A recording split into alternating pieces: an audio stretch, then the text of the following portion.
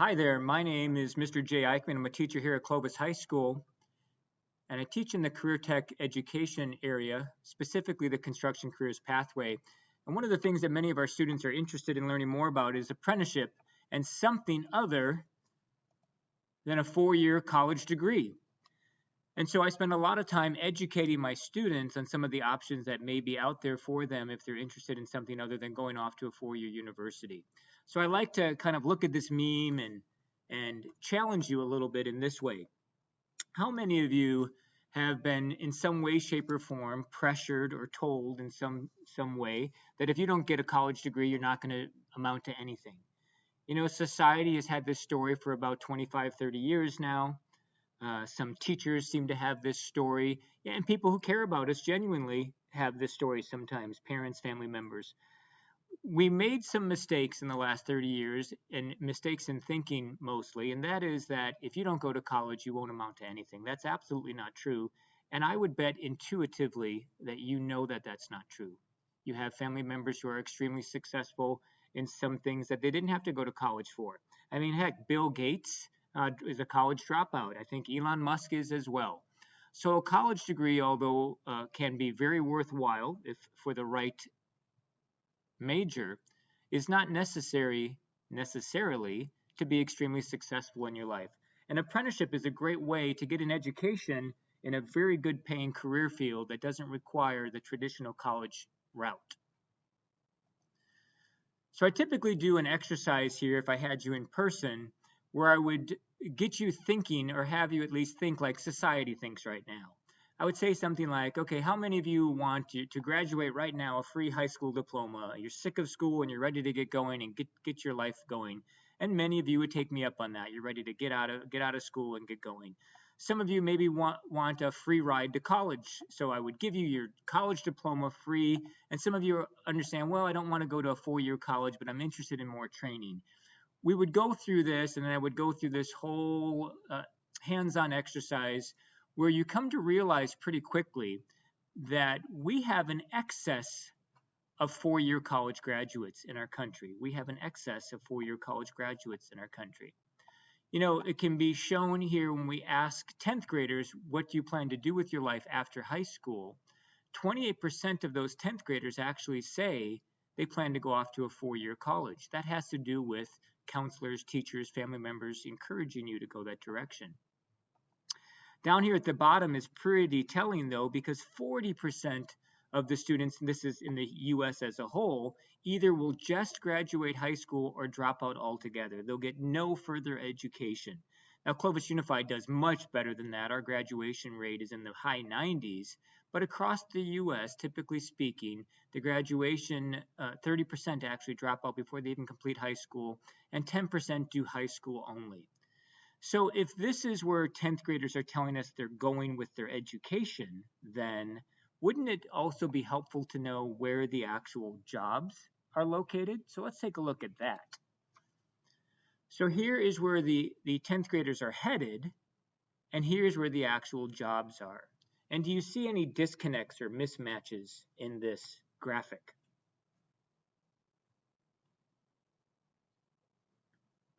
Take a look at our college graduates. Take a look at students who are going off to a 4-year college or university.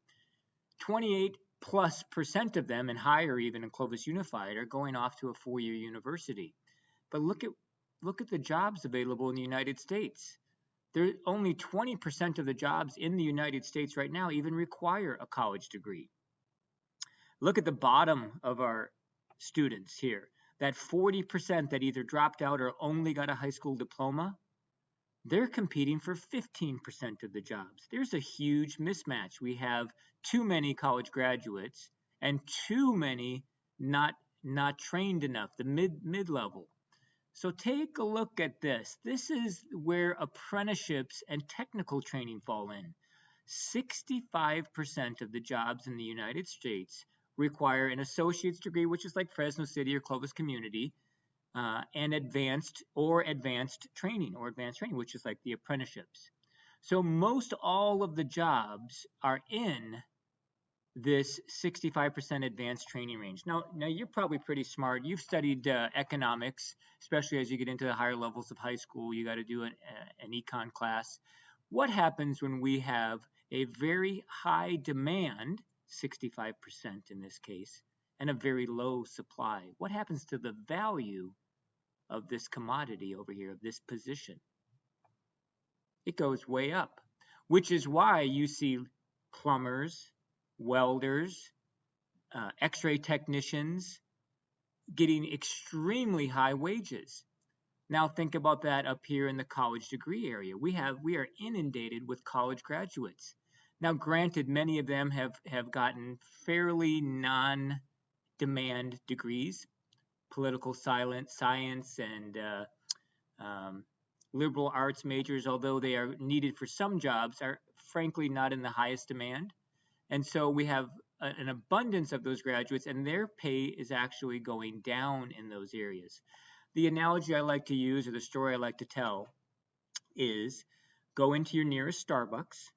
Don't be rude. You wouldn't actually say this. It'd be very rude. But go into your nearest Starbucks and ask your barista what their degree is in. And there's a very good chance that they fall in this category of someone with a college degree who can't find a job because there's an abundance of college graduates. And so instead they're working at Starbucks. And I guarantee you their degree is not in coffee making. So a lot of what you think about for your future has to do with where the jobs are. And that's where apprenticeships and technical training come in. Here's another graphic showing you the same kind of a ratio here. For every university or degree or higher, we need 7 people technically trained. It's a 1 to 7, 1 to 7. So most all of the jobs are down here with advanced training and technical school, most all of the jobs. And we don't have enough people filling these positions. Another way to look at it, look how things have changed over the last 70 years? 70 years. See, way back in the 50s, we needed a lot of unskilled labor. You could drop out of high school and still make a decent living for yourself. But as things progressed and we got much more technical, robotics and other things like that, the need for skilled labor has increased dramatically. But notice what hasn't changed since 1950. Correct. This professional wedge has not changed since 1950. These are the people with 4-year degrees or higher. These are the managers. And even though our overall population has grown, the percentage and education level of what we need has not changed on the 4-year graduate level. Skill training and skill jobs have increased dramatically. So there's a couple of videos that I'd like to show you that kind of really put this into an interesting perspective. They're from a guy that I really love to watch and follow. His name is Mike Rowe. So let's watch our first one where he talks about a phenomena called the skills gap.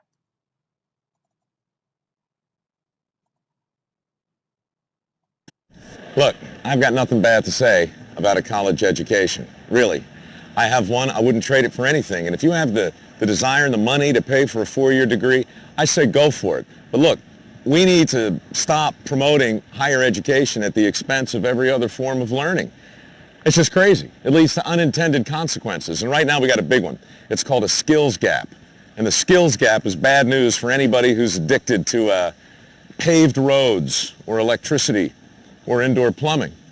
Welders, plumbers, electricians, carpenters, steam fitters, pipe fitters, all across the country, there's shortages in these areas, even with unemployment going through the roof. It's crazy. 50 years ago, those jobs were critical. They still are. The problem is we just don't value them the way we used to. So we don't encourage people to pursue them. We're so focused on getting into the corner office, we forgot how to build a corner office. So to summarize what Mike Rowe was saying there, we've been so focused on pushing kids to a 4-year degree that we forgot about all these other great ways to have a high earning, rewarding career. He talks about the hands-on trades, but any of the technical professions, medical and others, all fall into the same category. Let's talk specifically about apprenticeship now and watch a video on the Colorado apprenticeship program. Now, California has all the same programs. This one's just on the Colorado version of it. Next, we continue our series, Rethinking College, with a look at the nation's first statewide youth apprenticeship program. As Hari Srinivasan reports, it offers high school and college credit and pays students for their work. This story is part of our weekly education segment, Making the Grade. I do all the programming. I'm actually running a simulation program here that you can see. In Colorado, this factory floor may be the classroom of the future. This goes into that hopper, gets melted back into a liquid as it goes through the machine. And these students may be hired for prime jobs before they even finish high school. Here's the handheld unit that this goes into. Manufacturers like Intertech Plastics in Denver are facing critical shortages of skilled labor, and they want to teach teens how to work for them. We couldn't support the growth in both facilities because we didn't have the people. Noel Ginsberg is the CEO. From the day I started the company to this day, the biggest challenge we had was around having the right people with the skills we needed to grow the business. We have 40,000 unfilled tech jobs in Colorado. College is not cheap, right? So if you could earn up to 40 or 50 credit hours to college by working in a business like this and get paid and get your high school diploma, who would want to do that? It's a pretty cool deal. Colorado's Governor John Hickenlooper is behind the idea. We are one of the fastest growing economies in the country. You can't sustain that without talent. And it is a global competition for talent now. And a lot of that talent is not PhDs and the superstars. A lot of that talent is middle skills. Partnering with the state, Ginsberg founded CareerWise, an apprenticeship program that links Colorado industries and school districts. We have to look and see what is our process capability. Starting this year, high school juniors and seniors can spend 3 school days a week as on-the-job apprentices, earning classroom credit and a paycheck. We'd like to have 230 career paths that will, in 10 years, serve 20,000 young people in a whole host of careers, from banking and finance to advanced manufacturing. We're going to reset the machine. Colorado leaders believe they're in the forefront of addressing what economists call a middle skills gap, unfilled jobs that require more than high school but less than a 4-year college degree. For more than 30 years, we took on this challenge that we were going to make sure every kid went to college and that this is the only solution, but we've barely nudged the needle in terms of how many kids actually go to college and graduate. And in that sense, I think it's been a failure. I was part of that mantra saying everybody should go to college. The reality of it is, that's never going to happen. In this country, what are the percentages? 28% at best will get a 4-year degree in this country. So we're essentially telling everybody else that they can't be successful in our economy and in our country, and it's simply not true. So would you just turn this? After graduating high school, the program offers apprentices full-time employment and financial support toward community college degrees. Right there. The pitch convinced visiting high school student Kevin Rockamore to add another choice to his career path. So what are you going to do after you graduate high school? What are you thinking right now? So I have a plan A, plan B. Plan A, hopefully, is to go to the major leagues. Just start off, go to college, play baseball. Okay, I don't know your athletic skill, but let's just say your baseball career stops in high school. What are you going to do? My plan B was to be manufacturing engineering. Alejandro Garcia's parents were thrilled to hear he was accepted into the program.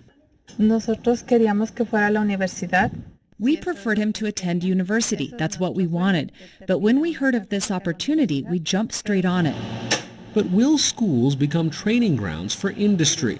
Will apprentices miss out on crucial classroom learning? You know, the idea that the critical thinking and the kind of the long-term life lessons that you pick up being in an academic environment, those are necessary too.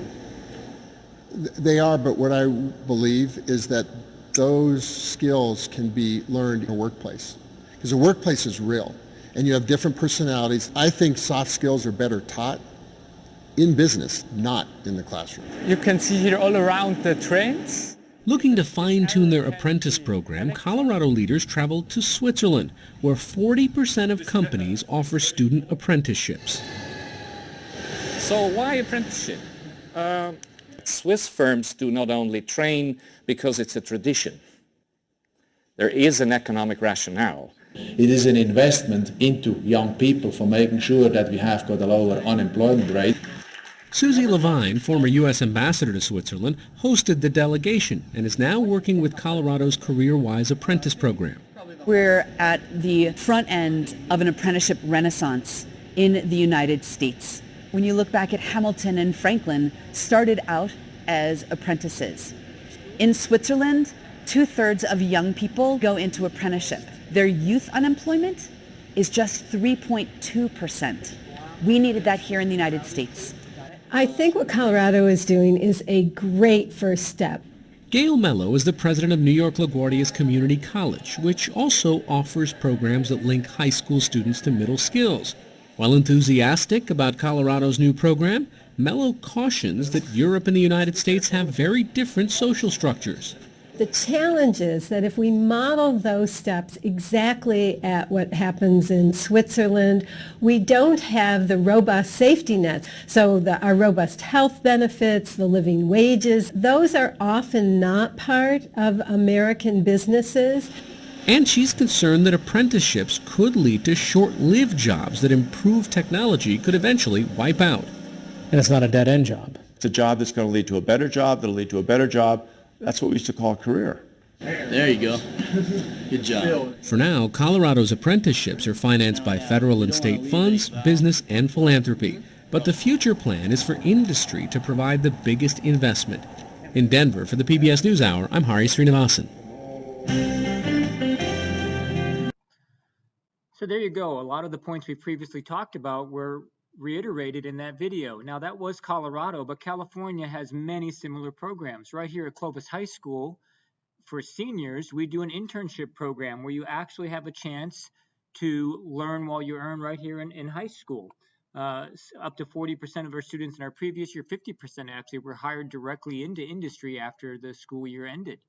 And so lots of opportunities, and that's because industry needs you. We are horribly short-staffed on these skilled trades and in the skilled and technical side, and they're paying lots of money to train young people so that they can keep their businesses running and keep productivity going in our country.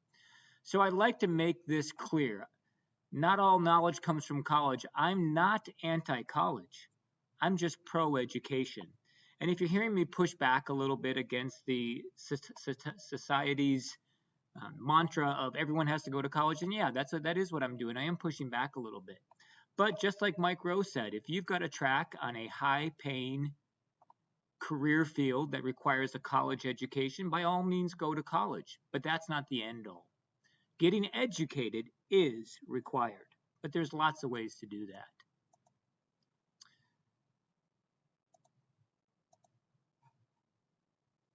Skills versus education. You see, in industry, we don't pay necessarily for your education. We pay for your ability to do something well, and that's what skills are. And you can learn skills, most typically you learn skills by doing things, getting things done. So what are your options to learn some of these skills that are non-university options? Well, you could go off to community college. Community college has fantastic certificate programs that you don't even need to complete the general ed. You can just do the skilled side. You can use it as a tech school. The certificate programs go between 2 and 24 months. And yes, you do not need to do the general ed. You don't have to take the science and English classes if you don't want to. But if you're doing the welding program and you're going to be there for 2 years anyway, getting some of those high-level welding certifications, might be smart to couple that with the general ed and actually get your 2-year degree. But there are lots of programs right at Clovis Community in Fresno City that don't require any of the general education. You can just do the technical training, and you can leave there with a high-demand, high-value industry certification. Apprenticeships. Apprenticeships are hosted, the official ones, through the state of California or other states, and you are actually working for an employer, and they're training you as you work. It's a learn while you earn experience. And then finally, the military is another great option to get tech training and be paid while you're doing it. So here's some options. There are more. Let's look at each one in depth. Community college. Military. Yes, that's me. When I was probably close to your age, I think I was about 20 years older, 19 or 20 years old. And then apprenticeships.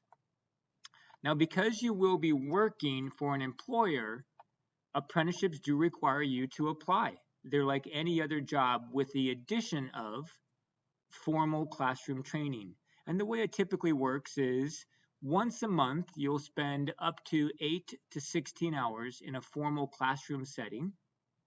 And then every other day, you're working your regular job, working for a professional organization in the community, and they're paying you your wages. This is all paid for. You don't pay for this. You get paid going through an apprenticeship, but they can be difficult to get into, and you really have to show that you're a stellar candidate, not only for the classroom training, but also for the on-the-job training, working as their employee. So let's take a look at an apprenticeship program.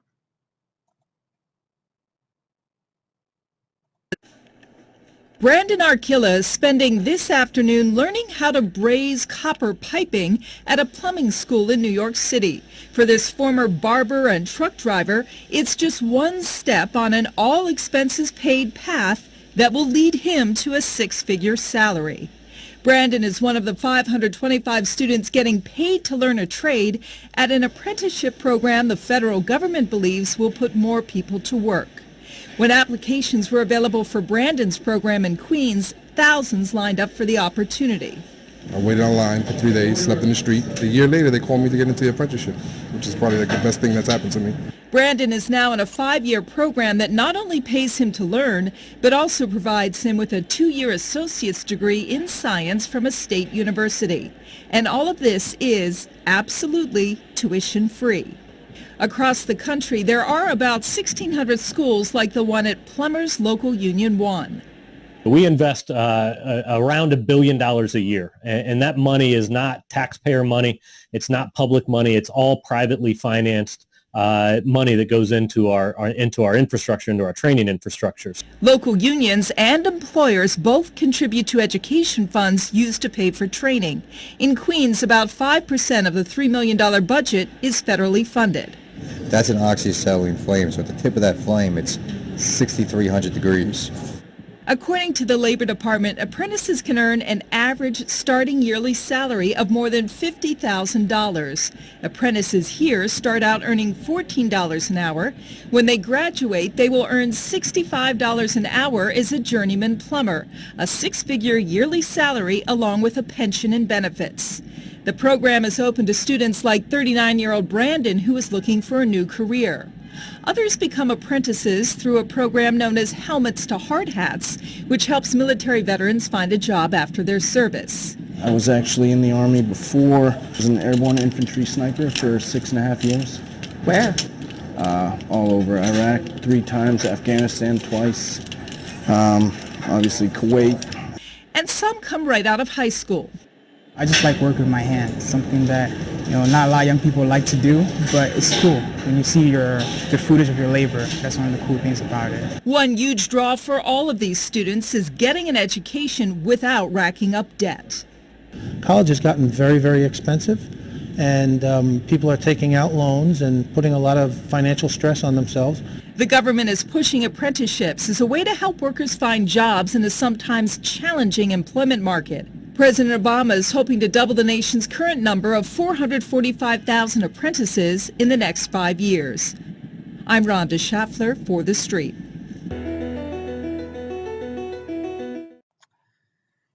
So in conclusion, I just want to say that there are many options for you that don't necessarily involve going off to a traditional 4-year college. And these options are high demand, high paying. But you need to do a little bit of research. You got to make sure that what you're getting into is something that fits your skill set. You've got to make sure that what you're looking to get into is something that's in demand.